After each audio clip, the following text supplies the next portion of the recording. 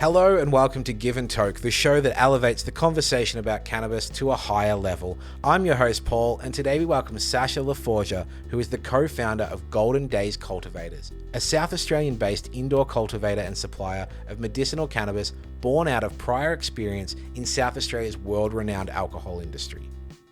With a Bachelor in Viticulture from the University of Adelaide, Sacha founded and managed 78 Degrees Distillery in the Adelaide Hills prior to Golden Days, before inertia kicked in 2022 and a change was needed. As global trends in alcohol consumption continue to decline and the health benefits of choosing cannabis over alcohol become more apparent, Sacha founded Golden Days with business partner Ewan Brewerton with the aim to improve lives and make the world a better place. If you like what you hear on today's show, be sure to leave a 5-star rating and review on Spotify and Apple Podcasts. And if you're interested in checking out our fantastic range of merchandise, check out giveandtoke.com.au. But for now, please enjoy my conversation with Sacha La Forgia.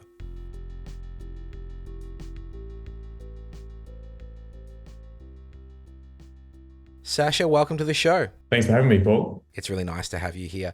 Now, this is probably a better question for your business partner, Ewan, but his surname is Brewerton, which is the most perfect alcohol-related surname in existence. I know that's where you both have come from. Has he considered changing his name to Growerton?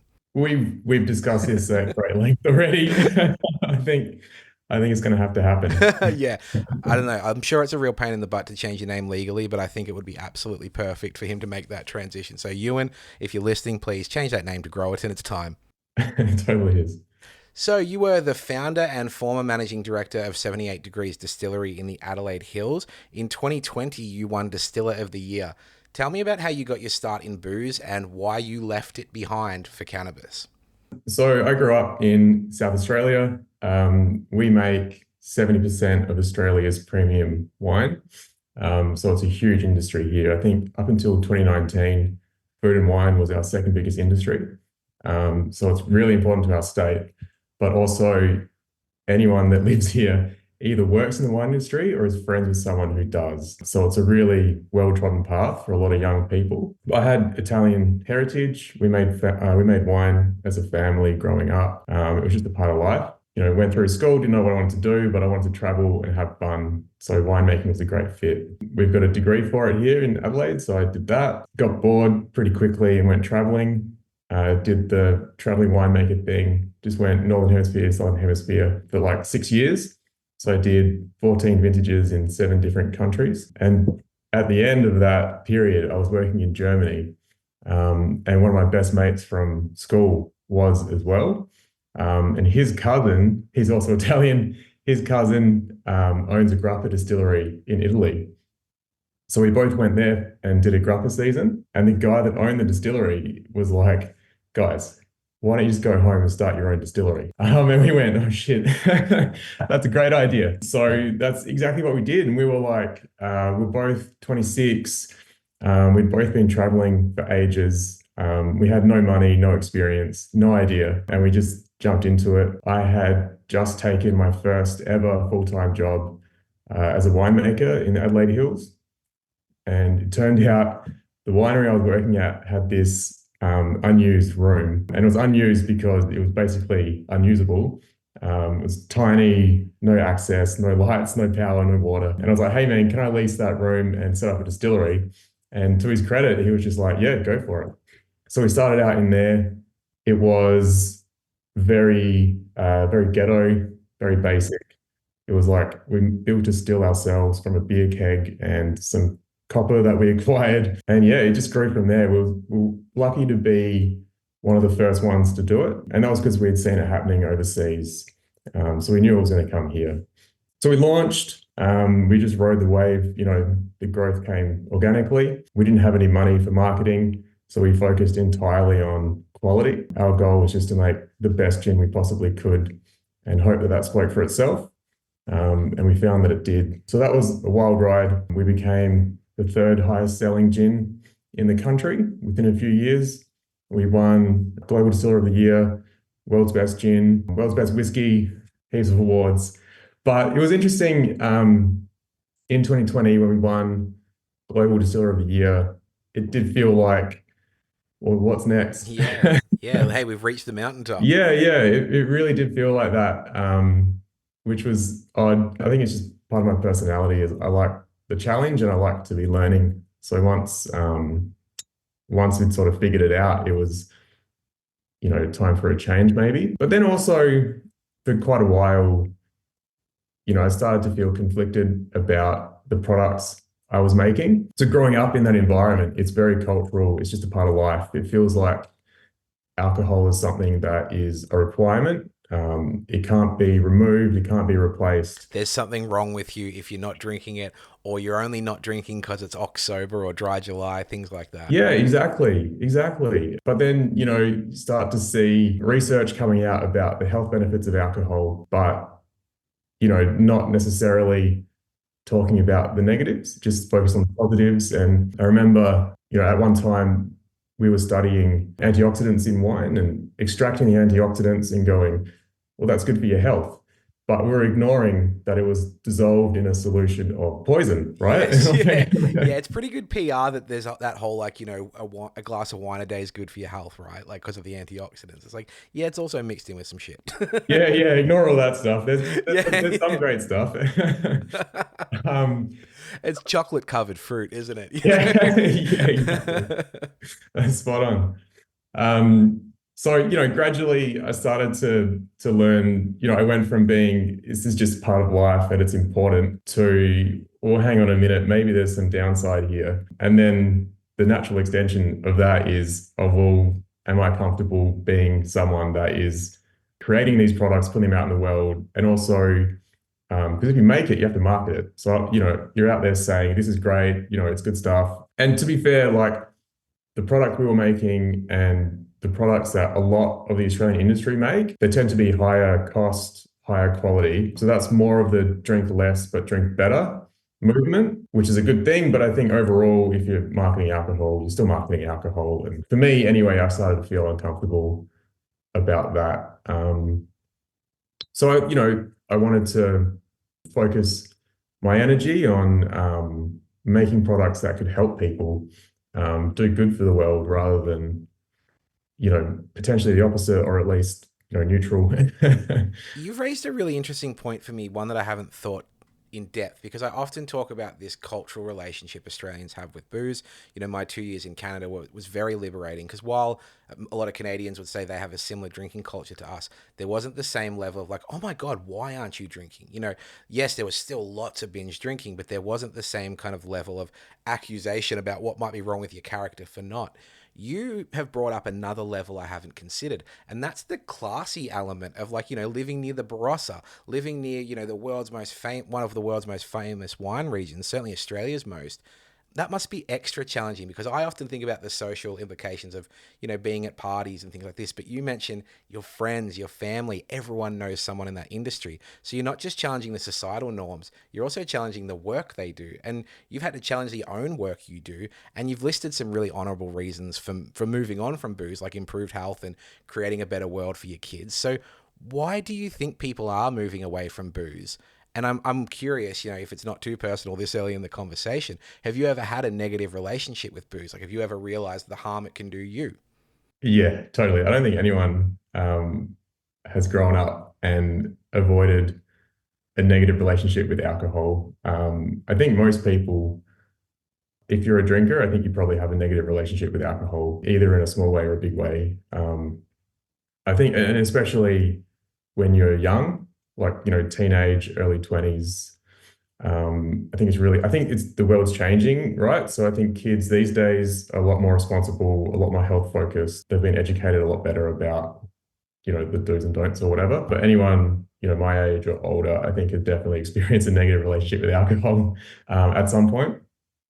But you're right, like it's fully a status symbol. If you're someone that can go to a party and talk about wine, that's for some reason really impressive, and you must be better than everyone else. Yeah. Um, It is, um, that's quite classist, isn't it? And it's not really an angle I've thought too much about, but it is because, the people that can afford a cellar full of wine and the people that have the time to understand tannic experience and terroir and things like that, they've got a bit more time on their hands than the average person.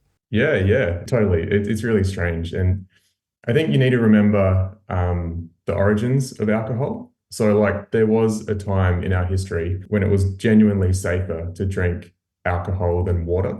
Right. So, like, water was dirty and you could drink it and die. This is, ages ago. And wine, because it had alcohol, was naturally, it sterilized itself. Yeah, right.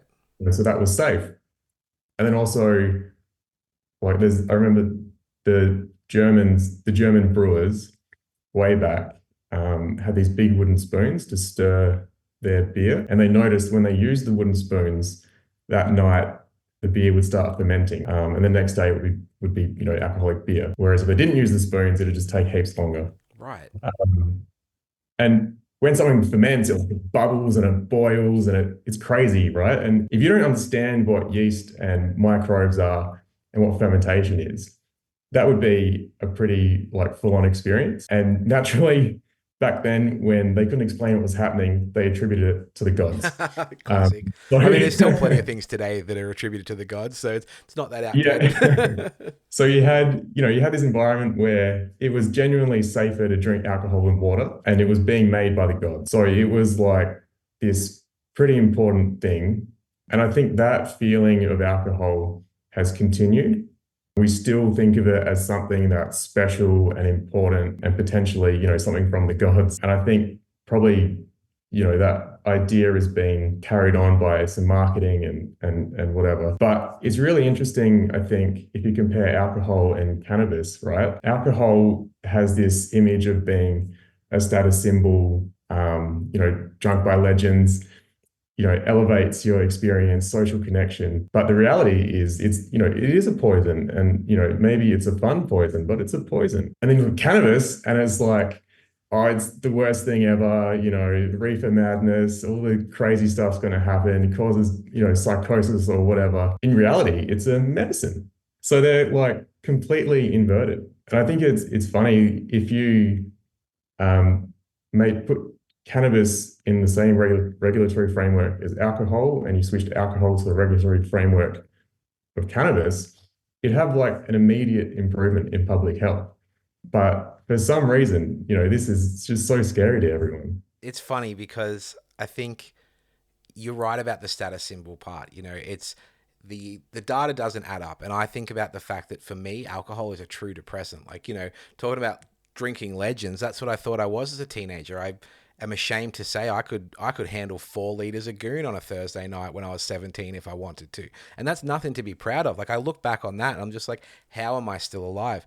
These days, 2 drinks make me sad. And it tells me a hell of a lot about, what my tolerance did, what the state of my body did. Now that I'm twice that age, I just can't handle it. Yet here we are kind of fighting to prove to people things we already know about cannabis, whilst actively putting our head in the sand. Like you would have ruffled a lot of feathers before when you said practically everyone has probably got some kind of issue with alcohol. I would struggle to think of any single person who drinks regularly who hasn't had a bad time on it. And you're exactly right. But that would put people's back up. Whereas cannabis, which has such a low risk profile, we're constantly trying to prove ourselves. Politicians are asking for more data even when it exists. Politicians are asking for, more feedback, even though we've got hundreds of thousands of Australians accessing this product. So, you did mention the declining sales across the globe. One of the things you alluded to is I do think the next generation of youth are a little wiser to what's going on. What are some of the other reasons that we're seeing booze sales decline across the globe? So firstly, there is a move from, just drinking lots of it to drinking less of it, but enjoying it more. So that really drove that craft alcohol movement, is people wanting to probably spend the same amount of money, but buy something better and less with their money and enjoy it more. So that is obviously a volume declining environment. And then I think if you just look more broadly at where we are now as a culture, I think there's a lot more focus on health. And I think there's been this sort of commercialization of anything that can be commercialized, really, including our food and our health. So we've seen, a move away from people eating really well and eating their own cooked meals to more, shelf-stable, commercialized food. We've also seen, stuff happen in the health world, like opiates, for example, that can have pretty nasty side effects. And I think all this stuff has kind of come together and created, a population that is less healthy than it once was. Even though we've got, 50 years in the future with all this new research and all this new opportunity, I think people felt pretty unhealthy. And then we saw I would say around the early 2000s, I think people started to push back against that. And we've seen, people wanting to get back to organic food, grow their own food, move to rural areas and grow their own food. And that focus on quality, craft, who's making it? Why are they making it? Are they doing it well? And, I'll pay a premium to get something that's better. So I think all that comes together to create a world where people want to be healthier, and people are increasingly finding that alcohol doesn't really fit in that. So, even in the last 5 years, there's been the movement of non-alcoholic products, Yeah. which, when you think about it, is quite a funny movement because there's heaps of non-alcoholic, drinks. You don't have to have non-alcoholic wine. You can just have a drink. Yeah. Just have some Ribena or, some sparkling Yeah. apple juice or something. Yeah. Yeah, exactly. It is funny to me, like when, know someone who might be straight edge or something, and they turn out with a six pack of zero Heineken. I'm like, I'm not even having 6 beers today, Like Yeah. I do drink every now and then, and I'm not even having 6 beers. It's a funny little habit. Yeah, it totally is. And it's I think people in the alcohol industry saw it as an opportunity for a new revenue stream, right? But I think what it represents is the stepping stone to leaving alcohol behind, realizing that you can have a social interaction and not be drunk. Yeah, You yeah. know? And it is hard for some people to realize because, it's obviously a social lubricant for a lot of people. You might have to reckon with your own mental health, the fact that you might be super anxious around groups of 30 people, but, maybe 20 beers helps that. But does it help you, the next morning or for that week when you're feeling like shit as a result of it? So it's a funny little trade off that people are willing to do. But it's certainly something that I think people are, for lack of a better phrase, waking up to. It's not good for you. It can be enjoyed in moderation, but maybe we haven't been doing this right for a long time. Yeah, exactly right. And you know what? Maybe there's something else out there that can replace it and give you the same benefits, social connection, relaxation, helping you let off some steam maybe on a Friday night. Maybe there's something out there that I can do wonder that. what that could be. Yeah. Look, we've talked about some of the kind of negative, existential elements of alcohol, but I'm sure there were some positives to your experience in, building your company, developing those skills, and a lot of skills in, a lot of technology within cannabis growing is kind of repurposed from other areas, whether it's agriculture tech or innovating on, old existing things or bringing brand new ideas. What are your viticulture skills that you kind of found to be transferable over to cannabis? Well, so firstly, viticulture gave me, a really good understanding of plant science and growing things commercially, growing them at scale. The wine industry has struggled for a long time for various reasons, but it's meant that it's had to really streamline. You're really taught how to make the best quality product from as little resource as possible. I think that's a really, really powerful skill. But the thing that I've noticed and the thing that I think is critical is the just massive overemphasis on quality. So in viticulture, winemaking, brewing beer, making spirits, just in the alcohol industry, the entire focus is on quality, and it's, flavor, aroma, and the sort of chemical composition of the product that you're making. And the really interesting thing is there's still no machine that can quantify quality of flavor and aroma of a consumer experience. That's still best done by humans. And it's not just not just anyone, right? You need to be really skilled. It takes a long time and it takes a lot of training to get to the point where you can make decisions based on what you're smelling and tasting, and you can feed that back into the process that means your next batch is going to be better. And it's the ability to recognize just small changes in quality and then understand what's caused that and then go back and either fix it or emphasize it to make every batch a little bit better than the last. I think that's probably the critical lesson from alcohol. And I haven't seen that in other industries. And if you think about even growing, tomatoes, for example, or growing apples, my partner worked at an apple orchard in the quality department for a long time. And I thought it was interesting that the supermarkets would give them specifications for apples, right? And it's the color, no imperfections, the sugar, the acid, and then the crunchiness. Yeah, right. So they're looking for a real standardization, aren't they? Yeah, exactly. And it's got nothing to do with flavor. Yeah, yeah. Right? It's like So, okay, once it's in their home and in their mouths, we don't care. We just want it to look good on the shelf so it sells. yeah, exactly. Yeah. And and you see that in the supermarket. Nothing tastes great, really. But in the alcohol industry, it is all about the quality of the flavor and the aroma. And I think that is the really critical skill that can transition into medicinal cannabis. How would you define South Australia's cannabis culture? Because I know from a regulation standpoint, about 20 or 30 years ago, there were quite lax regulations around possession and growth. And for a long time, South Australia was a little bit of this utopia as, late teens trying to get our hands on decent weed. Often anything that came from South Australia was a little better and a little cheaper than what we were getting. So how would you describe your kind of observations of South Australia's cannabis culture, its quote unquote scene, kind of from a legacy standpoint? Yeah, I think it's funny, this is all I've ever really known, or this is all I experienced growing up. And look, I think it's no secret there's quite a lot of it happening down here. And I think it's just a part of life in a way. We were lucky for quite a long time to be able to have, I think it was like 6 plants or something when I was a kid. Obviously can't anymore, but it's decriminalized. There's a lot of knowledge and a lot of passion down here. And I think, it's funny, we found wastewater data, and when you work the numbers back, it came out to like 300 or 400 ton of flour gets consumed down here every year. One of the most livable cities in the world, mate. As Yeah. much as I hate to admit it as a Melburnian, I think I can see what's going on in Adelaide. Yeah.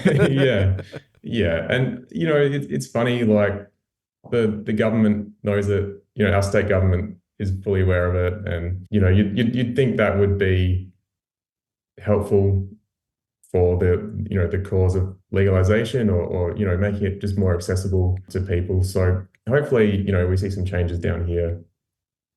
It must be difficult to know that because I think that's a good point. You think that the culture and history that South Australia has compared to the rest of the country when it comes to cannabis might help a little bit more with the liberal attitude towards it. But, how does it feel to have South Australia having basically the worst drug driving laws for cannabis users in the country? We've got conversations all around the country going on about the fact we're trying to make it easier for patients to access and to drive legally unimpaired. But in South Australia, you can actually lose your license at the roadside test. So it must be pretty annoying to know that you've got this liberal cultural history, but then also these very conservative ideas, within the police and within the government. Yeah, totally. That was a crazy announcement. We were all in shock when we heard it. It was super disappointing. Where South Australia is a great state. We have so much going for us, and we often have the opportunity to lead. And sometimes we do that. Sometimes we lead and we do really well and we benefit for it, but often we don't. And it's such a shame because, this is such a great state. And the opportunity here with the medicinal cannabis industry is massive. And just for a bit of conservatism, we're missing out on it. And it could potentially be a huge driver of our economy. It can drive health, make our state better, happier, healthier. It's something that I'm quite passionate about. Obviously the alcohol industry is declining. I mentioned earlier how important it is to our economy. That's going away. It might not be tomorrow, but it's going away. So what do we do with all those people? How do we replace that? I think it's a no-brainer. Medicinal cannabis is so obvious. So hopefully we see some movement on that soon. Well, there's plenty more things we're going to talk about in this conversation, but I want to take a little break from the cannabis conversation to have some fun with you and play a quiz. So the quiz is a great opportunity for me and the listener to learn new things, puts you on the spot a little bit, but this one's about some of the history of alcohol. So this is a 6-question quiz. 4 of them are multiple choice. A couple of the others have a different format. So let's dive into learning a little bit more about booze. Question 1. What is believed to be the world's first alcoholic beverage? Is it vodka, mead, or wine? I'd have to say wine. Denied. That is actually incorrect. Oh. So mead is the correct answer. So remnants of mead have been found in 9,000-year-old pottery jars in the Henan province of northern China. That mead was a mixed fermented drink of rice, honey, and hawthorn fruit. So wine does have a very long history, but it is believed that mead is the oldest alcoholic beverage. Oh, there you go. We're learning. All right, question 2. The word whiskey comes from Gaelic and means what? Water of life, water of strife, or water of wife? Water of life. It's water of life. That is correct. So very, obviously famous whiskey region in the world, the Gaelic meaning water of life. That sounds pretty good. So question 3. This one does not have a multiple choice. You need to give me the answer. What are the 4 main ingredients of beer?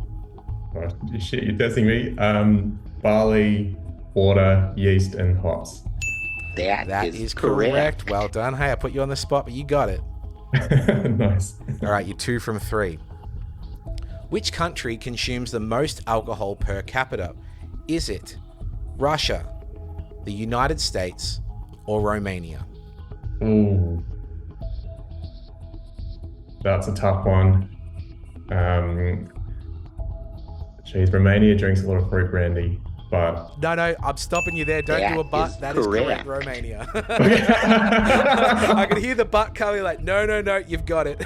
Yeah. With 16.98 litres per person per year as of 2023, Romania leads the charge. As a reference point, Australians drink around 10 litres per capita. So, Romania leading the charge.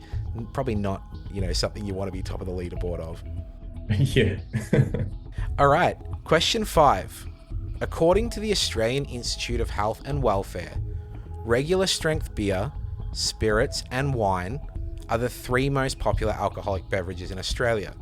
Rank them in order of popularity. So I'll give you those again. Regular strength beer, spirits, and bottled wine. I would say the regular strength beer, and then wine, and then spirits. Denied. Incorrect. You were so close. Let's switch your first and second. So bottled wine is number 1, regular strength beer 2, and spirits and liquor 3. You were damn close there, but we have one final question to wrap it all up. Question 6. From which French region does Chardonnay originate? Bordeaux, Brittany, or Burgundy? Burgundy. That is correct. So the variety originated in Burgundy, but of course now can be grown anywhere good wine is grown. So 4 from 6, I think, is pretty good, and we learnt a little something there all together. Well done. I'm glad I passed.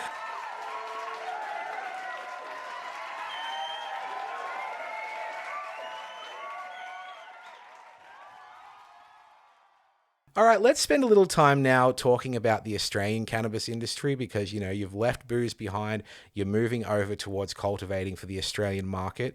As someone who is about to enter the market, what are your takes on the current state of things? What kind of excites you about the market? What even scares you? I think, broadly speaking, it's probably a pretty good one. I think the regulatory framework is fairly good. I think people in Australia, if they have a medical condition and they want to access cannabis, I think they can. So I think that's great. What excites me about it, I think, is just the opportunity. We've had 100 years or so of prohibition to the point where it was so illegal, even medical research didn't happen. Mm-hmm. And if you think about what we've achieved in 100 years of medical research, we've probably missed out on quite a lot. And I think regular people, right, who don't come from the industry, and certainly this is what my experience was, it's not a medicine that treats only certain chronic diseases. It can help pretty broadly across your life. And I think that's really exciting, is the opportunity to help so many people, even in a small way. Maybe people operating at like a 6 or 7 out of 10 on average, and we can get them to a 7 or an 8 out of 10 every day.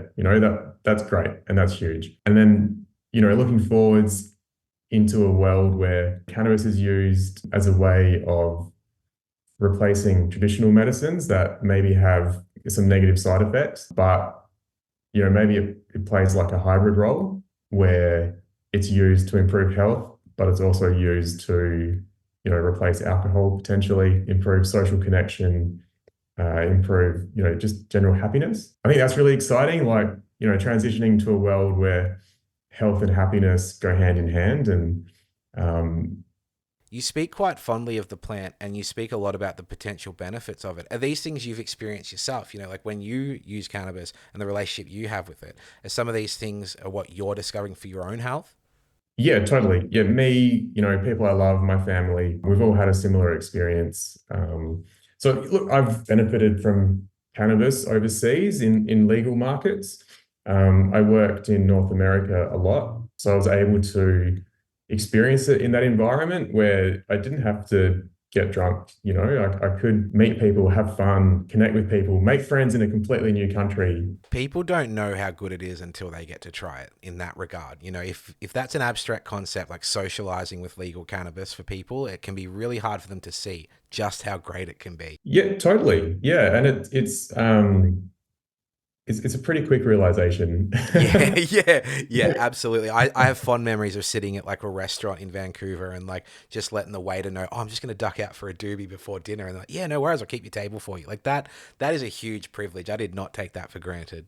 Totally. Yeah. And, experiencing that in an environment where there's no judgment, no punishment, it's a very different experience and it's a great thing. And then, I entered the medical market in Australia a while ago now. Initially, it was for improving my sleep, but I found, it did that. And then, I've experienced just other benefits in my life. Like I deal with stress so much better now than I did before. I'm, more relaxed, more calm, much more quiet mind. And it's funny, like we've been setting up Golden Days for 3 years and it's been incredibly difficult. I can't probably never be able to describe how difficult it's been. And I, genuinely, I really believe if I wasn't a medical cannabis patient, I wouldn't have made it. Yeah, yeah. It's helped you handle the stress with trying to enter the very industry that is, catering to your needs. Exactly. Yeah, Yeah. that's a funny Yeah. little loop. Yeah. That's fantastic, man, and I think that's a great segue to talk about Golden Days. As you said, you've been working on entering the industry for 3 years now. Golden Days is going to be a cultivator active in the Australian medicinal market. So tell us about this venture, how it came to be, what makes it special. What is your why? Um, the why is pretty Yeah, I straightforward, think we've covered that. As I said, as it came out of my mouth, I'm like, I think we've spent 30 minutes on the why. Yeah. Um, but yeah, no, so look, my first ever wine vintage was in Canada in 2008. And then I was in California immediately after that. And then I've been to North America nearly every year since then. First for winemaking, then for spirits, and now for the cannabis industry. So I really saw it happening. I remember experiencing it for the first time, like the culture and the conversations around it, and it was completely different to what we had in Australia. And it was learning that benefits exist and that they're quite broad. Was huge for me and really stuck with me. And then, I went on through my professional career and did the distillery, and we built a facility in the Adelaide Hills with our partners, which was Ewan Brewerton, my business partner in Golden Days. He had Mismatch Brewing, and we were under the same roof. We shared a space, we shared an office, and we sat next to each other. So Ewan and I sat next to each other for like 8 years. And it was an interesting relationship because technically we were competitors, but we wanted to see each other win. So we had to navigate, all the challenges of the more I get, the better my business does. But, he wants the same thing. So it's finding that middle ground and being fair and reasonable and just working together through these sort of challenging problems. And we were always able to do that and stay friends and be really respectful. So when an opportunity came up to work together, it was pretty easy to do it. But Ewan's been really passionate about the medicinal cannabis industry forever, but particularly since 2016. And he just would always talk about it. It was really funny. People would pretty much just laugh at him and be like, man, you're crazy. That's never going to happen. But because of my experience overseas, I was, dude, that's a great idea. I'm all in. And that was the start. So we spent a lot of time looking at the industry. This was already, Ewan was talking about it since 2016, but we started properly looking at it around 2020. And there'd already been some wins and some losses in the industry. So we went, we just looked at what had happened and studied it. And we went overseas, we went to California, we looked at what's good and what's not so good. And that really informed Golden Days. So, our backgrounds are, we're entirely focused on quality. We made, obviously I won awards for spirits, Ewan won the same level of awards for beer. And we know how important quality is. So, and we're quality guys, like so for us, it's natural to step into this world and be, wholly focused on quality, delivering the best experience we possibly can to everyone we possibly can. And, you look at any industry in Australia, we've never seemed to do very well on the low end of the market because we can't really compete with international players who have really low cost of goods. But where we do compete really well is on the high end of the market and the really high quality goods. Australia seems to be great at that. The wine industry did it in the 80s. We went from unknown to a world leader. Like genuinely Australian winemakers are world leaders now. The beer industry's done it. We did it with craft spirits. I always used to laugh at our gin industry because at one point our entire industry was like 5 years old making gin, and every competition an Australian would win the competition. Right. And we were going up against gins where the recipe was developed 200 years ago. Yeah, right.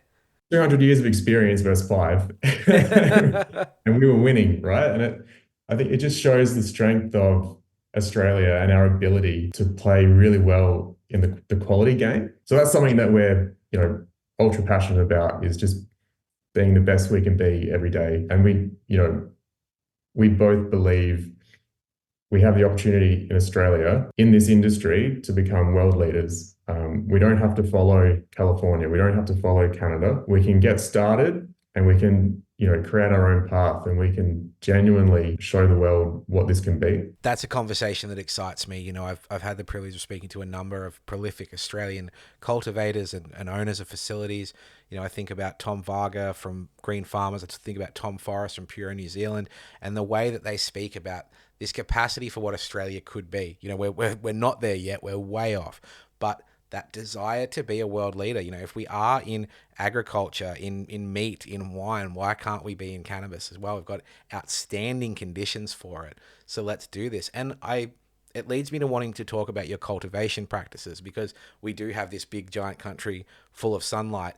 And you guys, I believe, are looking at an indoor cultivation model, and often it's criticized for the environmental impact. But South Australia is unique in its reliance on renewable energy. So tell me a little bit about that.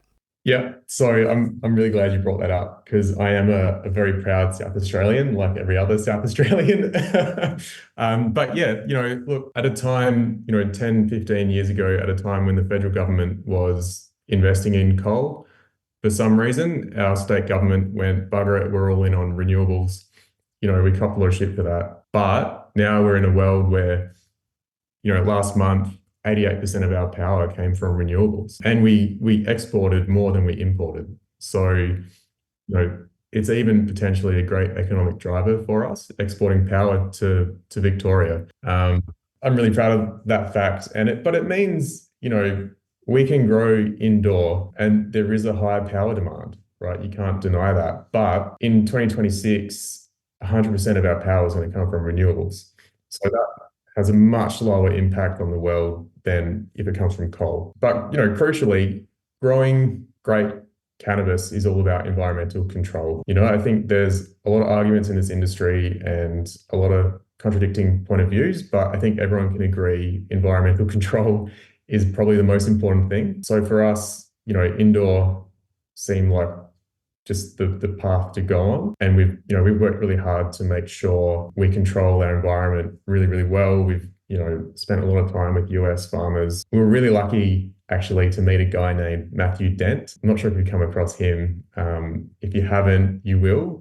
He's going to be really, really important in this industry. He's up at Wangara Cultivation in Queensland, who are just doing their first harvest now and looking exceptional. Another indoor facility.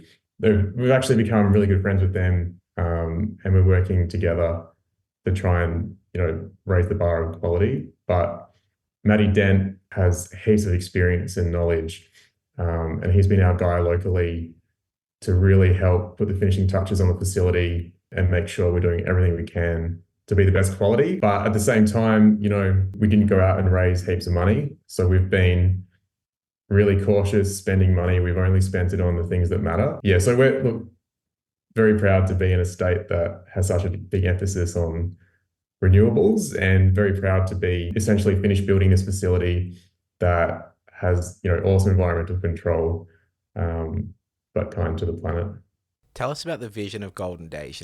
What's coming up the next few months as you head towards cultivating for the market, and what's the vision look like? What's the ultimate aim for the company? In 3 years' time, what do you want Golden Days to look like?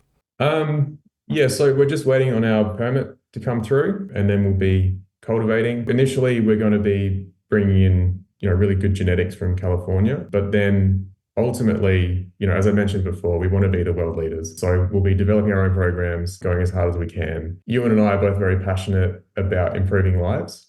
So as many lives as we can improve as possible is, just the best thing ever. But I'd love for us to get to the point where, we're the benchmark of quality. In this country and globally, and that's a big lofty ambitions there, but hey, I'm all for it. It's not very Australian to usually admit that kind of thing. That's usually Americans would say, like, I'm going to be the best and greatest, and everyone's like, great, man, go for it. And here everyone's just like, oh, fucking wanker thinks he's better than everyone. But mate, I'm so glad you have those ambitions, because that's what we need in this country. We need people to shoot for the stars. Yeah, look, it's it's a big ambition, and maybe we'll never get there, but we're definitely going to give it a go, and we'll see. We'll get as far as we can. I'm pleased that you praised, overall, the big picture of the Australian cannabis industry is we have a hell of a lot to be proud of. I think if you have the privilege to kind of step back and look at what we do have, we can be very grateful for, a rather progressive system. On one hand, you go, look, we've had this for 8 years. There's a lot of things that should be better than they are. But on the other hand, you go, wow, we've done all this in only 8 years. So, while there are successes, let's look at some of the things that need to improve. Obviously, the drug driving laws is a huge one that keeps people up at night constantly. What are some other things we really need to see in this industry, in this culture? What would you really love to see Australia progress towards when it comes to either our medicinal legalization or even adult use? I'd love to see more support for domestic cultivators. I think our cultivators should be, anyone that's cultivating right now should be really proud of what they've achieved. I think they probably cop shit I think people are quick to point out the problems, but I can tell you it is not easy. Anyone that's already cultivating has just achieved so much to get there. It's crazy. Yes. Yeah. And they've dealt with so many hurdles and setbacks. And I wouldn't have, before we got to where we are now, I didn't have any appreciation for that. So I think we should be, as a country, we should be really proud of the people that are already cultivating. I think we should be supporting them, and it's a new industry. No one's perfect from day one. There's, lots of twists and turns to get there. But ultimately, we want to be Australians for Australia, right? Why would we import it when we can grow it ourselves and do a better job of it? We can grow it ourselves, get it to the consumer fresh at the highest quality. That's a much better outcome for everyone. So, I think from a regulatory point of view, from just every point of view, like I think we need to get behind our cultivators and help them get there because, it feels like no one's helping you at all. That's probably an exaggeration. There are a lot of people who are passionate about Australian cultivators, but if you look at it broadly, it's just hard. And like, I don't want to put words in your mouth, but it seems like it takes an overwhelming level of sacrifice, financial, emotional, time, all these things that just isn't really the norm in other industries. Other startups, other things that you're trying to have a crack to have a go at it, there seems to be more opportunity. There's subsidies in beef farming, there's subsidies in dairy farming. These are things that are seen as the backbone of society. But, as again, we're learning more about our health and maybe eating a little bit less meat, drinking a little bit less milk, maybe we could shift some of these things over to areas that are growing rather than declining. And, we've mentioned many of those. So I don't want to put words in your mouth, but it does seem like it must be frustrating sometimes given the level of sacrifice, because every single person I speak to on this show has given up something to be a part of this industry and really taken a personal ownership over cannabis, because that's kind of the only way you can survive. Yeah, it's exactly right. Yeah, I can't describe how hard it is. It's impossible to understand until you've actually done it. And we went into it. Everyone told us it was going to be hard. We had no idea how hard it would be. It's been 3 years working full time for no salary. And people want to see you achieve. People in industry want to see you achieve, and they want to see you do well. But outside of those people, no one seems to. There's not a lot of support for domestic cultivators, and I think that's a real shame, because from a pure economic point of view, it's a great new industry for Australia, and it such great benefits for public health. So it'd be nice to see some people outside of the industry showing some support and getting behind us. Definitely. And for me, that really starts with the politicians. The politicians who knock off work, who have a wine cabinet in their office, knock off work on Friday afternoon and have a lot of drinks on the taxpayers' dime. I think it's those people that I first want to see just how much sacrifice is going on. And, we in Victoria here have a couple of legalized cannabis MPs who are helping change some of those norms. We have Fiona Patten potentially returning to politics in a run for the Senate. I think that's a great start to kind of change some of those class structures, change some of those norms. But I couldn't agree with you more there, man. We definitely need more support in this space, because everyone is sacrificing. Your partner, your kids, everyone is making a sacrifice to be involved in this. And it's for good cause. Ultimately you want to make a difference and make the world a better place. Exactly right. It's becoming pretty obvious the benefits of medicinal cannabis. And those benefits are pretty hard to ignore. All right, so as we head towards the end of the show, there's a few things I kind of want to get your perspective on. Like, obviously, you're entering the medicinal market, and that's where your goals lie. Let's take a step away from that. And you as a consumer, having spent time overseas in adult use markets, seeing what we have here in Australia, where we want to be, for me, I want to be able to cultivate in my backyard. That means a hell of a lot to me. That is so important to me. It's something that's good for the soul. I get to grow the cannabis, then smoke the cannabis. And I love that. It's mental health right there. If you had a magic wand, what would the future of legalization look like, whether it's in South Australia or all of Australia? Oh, look, I think I just want to see a world where the plant and the benefits of the plant, and any negatives of the plant are seen for what they are in a factual way, rather than based on 100 years of propaganda. Um, and then, I think if we can just have a grown-up conversation based on the facts, I think the outcome is pretty straightforward. So, looking forwards 5, 10, 20 years, that's all I want, is just a world where the plant is what it is. I think that's nice. You have lofty ambitions for your role in the medicinal space, but we're not actually asking for a hell of a lot at the legalization level. We're really not asking for big, massive changes. We just want an adult conversation, because that's what the rest of us are trying to do. So I really admire that. Our last segment is called Pauls of Wisdom, and though we value the long-form conversation, we try to leave the listener with one key takeaway, dinner party fact, or even a call to action. So Sacha, what is your Paul of Wisdom? This is something that one of the winemaker I was working for when I started the distillery told me one day when I was very depressed because I didn't have any money and I was wondering how I was going to compete with marketing. And he just said, look, the ones that taste better just sell better. And that was like a really important thing for me. And it's really informed what I've done ever since, because consumers know what they like. They may not be able to verbalize it, but they know if they like it or they don't like it. And if they don't like it, they won't buy it again. So quality is, ultra important. Lovely. And that can be obviously translated directly to cannabis, particularly knowing your ambition and your desires there. So, Sacha, it's been an absolute delight to spend this time with you. You've shared your vulnerability, you've shared your opinions on booze, which I know will, like I said before, ruffle some feathers, but thank you so much for your time. Thank you, Paul.